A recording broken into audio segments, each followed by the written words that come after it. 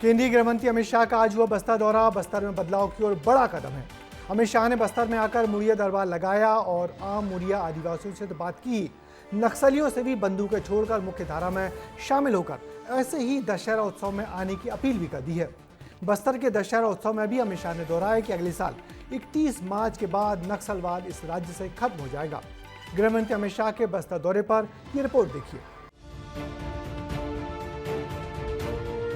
नक्सलवाद से जो बच्चे गुमराह होकर जुड़े हैं वो आप ही के गांव के, उनको समझाइए, शस्त्र डाल दे और मुख्य धारा में आए।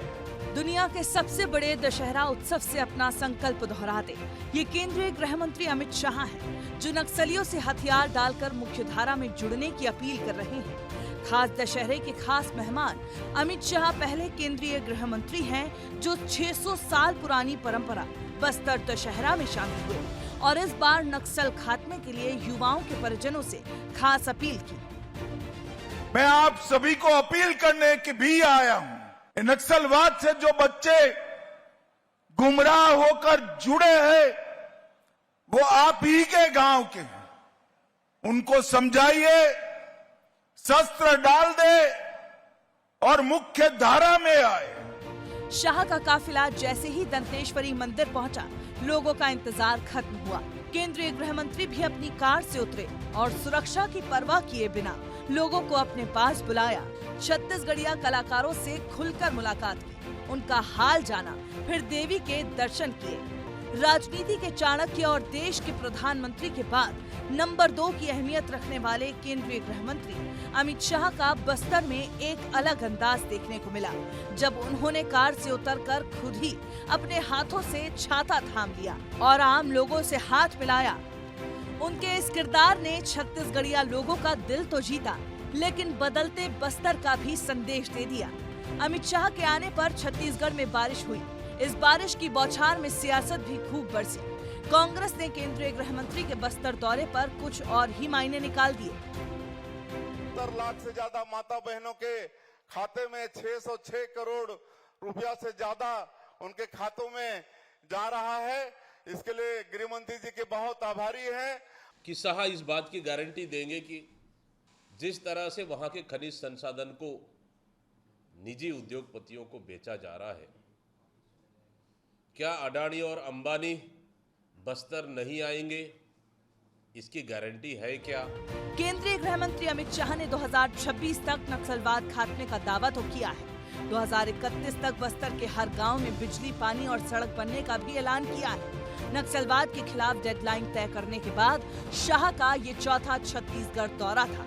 केंद्रीय गृह मंत्री लाल आतंक के खिलाफ बेहद एक्टिव है, लेकिन क्या उनका सक्रिय होना और जवानों की लगातार कार्रवाई छत्तीसगढ़ से नक्सलवाद को खत्म कर पाएगी, ये देखना दिलचस्प होगा। ब्यूरो रिपोर्ट, विस्तार न्यूज। तो अमित शाह के इस खास दौरे पर कुछ और बातें हम जानेंगे वरिष्ठ पत्रकार अभिलाष खांडेकर जी से।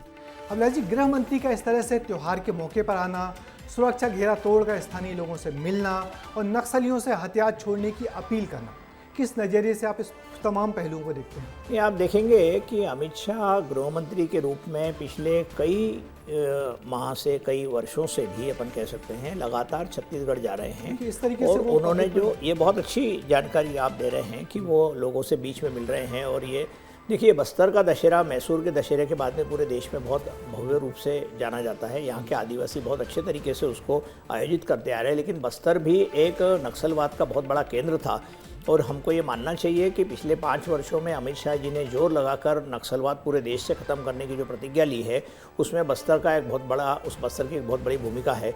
और मुझे लगता है कि अगले वर्ष के अंत तक नक्सलवाद इतने सारे जिलों में जो फैल गया था, वो लगभग समाप्ति की ओर है। तो ऐसे स्थिति में निश्चित रूप से अमित शाह जी का आज बस्तर आना बहुत महत्वपूर्ण रहता है। और यदि बस्तर में ओपनली वो घूम रहे हैं, खुलेआम, बिना इसके डरे, तो ये पता लग रहा है कि जिस बस्तर और उसके आसपास के क्षेत्र में एक ज़माने में विद्याचंद्र शुक्ला के साथ में कांग्रेस के कई सारे नेता लोगों को मार दिया गया था, उस बस्तर में अब सुरक्षा की भावना जो है ये काफ़ी जोर मार रही है और लोगों को बहुत इस आतंक से मुक्ति मिल रही है। तो ये जो हम चेहरे जो पिक्चर देख रहे हैं, जो चित्र देख रहे हैं स्क्रीन पर, उस पर दिख रहा है कि अमित शाह जी काफ़ी खुश हैं। और जिस तरीके से डांस वहाँ पर हो रहा है आदिवासियों का, तो ये एक बहुत अच्छी शुरुआत है कि बस्तर को आदिवासियों के नाम पर और नक्सलवाद के नाम पर जो जाना जाता था, वो एक नई उसकी पहचान मिल रही है। तो बिल्कुल, क्या माने कि अब वाकई बस्तर इतना बदल गया है कि बस्तर के दशहरे में शामिल होने स्वयं अमित शाह आए और इस तरीके से उन्हें पूरी एक्टिविटी की, बहुत सारी एक्टिविटी की। देखिए, आपने देखा होगा कि जो नक्सल के जो दलम थे, नक्सल ग्रुप से, उन्होंने कुछ दिन पहले कहा था कि हम सीज़ फायर की बात कर रहे हैं, तो उस पर केंद्र सरकार ने मना कर दिया था कि सीज़ फायर उस तरीके से नहीं माना जाएगा, पहले आप शस्त्र छोड़िए, उसके बाद हम बात करेंगे। इस तरीके से कोई डील नहीं हो सकती। और उसमें बहुत तेज़ी से केंद्र सरकार, CRPF और बाकी जितने भी छत्तीसगढ़ की पुलिस भी साथ में उन्होंने लेके जिस तरीके से नक्सलवाद का खात्मा करने का बीड़ा उठाया है, तो मुझे लगता है कि उसके कारण अब ये बस्तर और उसके आसपास का जितना भी भाग है, बस्तर एक ज़माने में एशिया में बहुत बड़ा डिस्ट्रिक्ट माना जाता था, सबसे बड़ा जिला माना जाता था, सबसे बड़ा केरल राज्य से बड़ा माना जाता था। और उसके बाद में उसके कई सारे छोटे छोटे डिस्ट्रिक्ट बन गए हैं।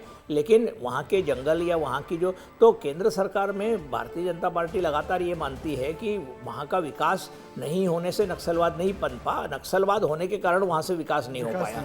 तो आज की दशा में यदि वहाँ पर विकास हो रहा है कि सड़कें बन रही है, और यदि बस्तर में और छत्तीसगढ़ के अलग अलग प्रांतों में, जो छत्तीसगढ़ के सारे जिले, एक ज़माने में रायपुर में भी नक्सलिज्म का खतरा था, और आज वहाँ पर यदि अमित शाह या भारतीय जनता पार्टी मोदी जी के नेतृत्व में यदि वहाँ पर खात्मा कर रही है नक्सलवाद का, तो निश्चित रूप से भारतीय जनता पार्टी की सरकार को ये क्रेडिट देना चाहिए कि उन्होंने जिस तरीके से सुरक्षा के अमले को साथ में लेके एक बहुत बड़ी समस्या को खत्म कर दिया है। मगर आपने भी लंबा अनुभव है आपका, आपने बहुत सारी गृह मंत्री को देखा है केंद्र के, तो अमित शाह का ये डेडिकेशन कितना अलग लगता है बाकी से? अमित शाह जो है, ही इज़ ए 24/7 पॉलिटिशियन। हम जो कहते हैं कि आजकल टेलीविज़न चैनल 24/7 है, लेकिन अमित शाह भी 24/7 है। न सिर्फ वो भारतीय जनता पार्टी के चुनाव की रणनीति बनाते हैं, एज होम मिनिस्टर भी उन्होंने बहुत अलग अलग अच्छे काम करके दिखाए हैं। लोग काफ़ी उनकी आलोचना करते हैं, वो बात अलग है। लेकिन जहाँ तक नक्सलवाद का सवाल है, जहाँ तक छत्तीसगढ़ का सवाल है, निश्चित रूप से उन्होंने बदलाव लाकर दिखा दिया है सामने। बिल्कुल। इस मुद्दे पर पॉलिटिकल राउंडअप का एक्सपर्ट कमेंट ये है कि दशहरे के मौके पर अमित शाह का बस्तर आना और मुरिया दरबार में शामिल होने के बड़े ही राजनीतिक मायने हैं। गृह मंत्री ने इस दौरे से बताया कि स्थानीय लोगों के साथ केंद्र सरकार कंधे से कंधा मिलाकर खड़ी है और बढ़ चढ़कर उनके 30 त्योहारों में शामिल हो रही है। अमित शाह के दौरे ने बताया कि बस्तर में अब बदलाव की बयार बह रही है, नक्सलवाद खत्म होने की कगार पर आ गया है।